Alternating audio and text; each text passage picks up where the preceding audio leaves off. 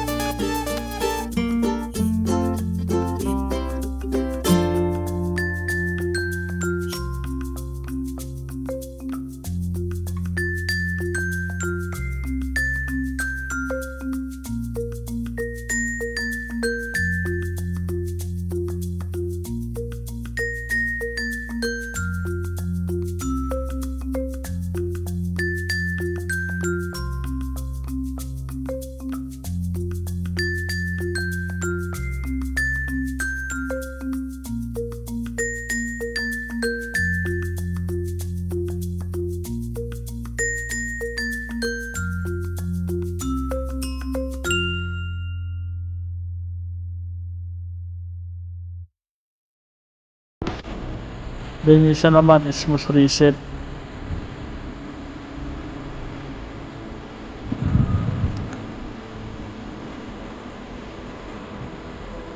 Pa, itong EMA spread. So, ayan na siya ngayon. Pag pinili natin siya,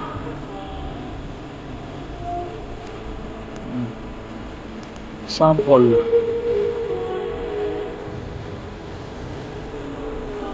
Ayun, nakita niya yung element.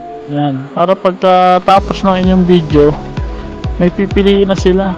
Makakatulong to sa mga subscriber nyo o sa mga gusto mag-subscribe o sa mga manonood.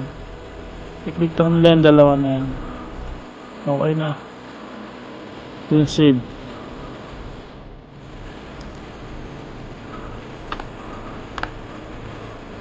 Nilagyan natin to. So, makikita natin.